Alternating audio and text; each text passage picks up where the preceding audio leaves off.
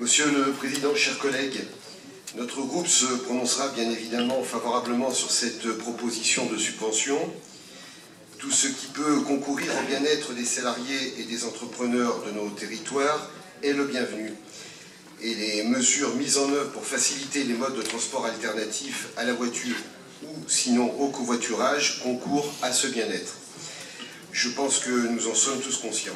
Les entreprises, elles, le sont, je vous l'assure, et les échanges que j'ai régulièrement avec elles en témoignent.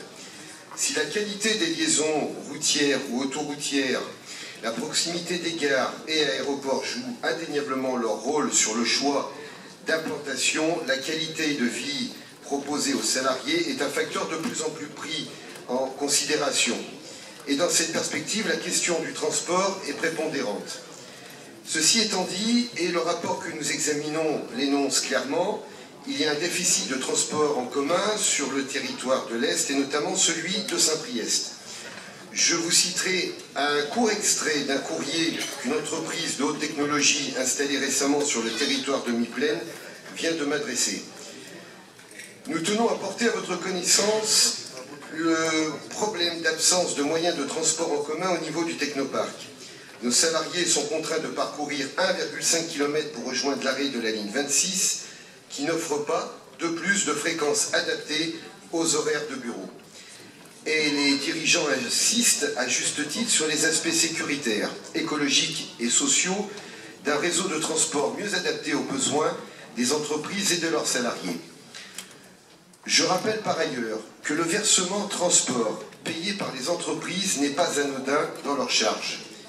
Pour mémoire, le taux applicable sur la masse salariale est de 1,85% depuis le 1er janvier, soit en augmentation d'environ 6%. Nos entreprises sont donc en droit de réclamer un service mieux adapté.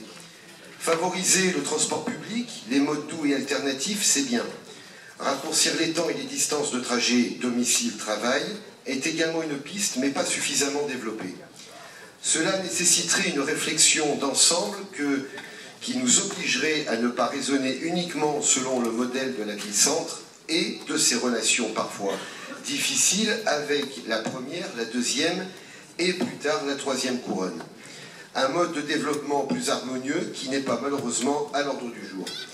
Il est temps de faire preuve sur nos territoires de créativité. Je vous dirai avec un peu de provocation, à Lyon la tradition, à Saint-Priest l'innovation. Je terminerai mon intervention en paraphrasant Caton, l'ancien au Sénat romain, et il ne faut pas oublier la gare de Saint-Priest. Nous avons là un outil de développement du transport dans l'agglomération largement sous-utilisée qui met cette partie de l'Est à 12 minutes du centre de Lyon. J'ai retenu, Monsieur le Président, que vous aviez cité il n'y a pas très longtemps la gare de Saint-Priest comme pouvant s'inscrire dans un projet RER lyonnais qui serait à concevoir. Eh bien, allons-y, ne perdons pas de temps. Merci de votre attention.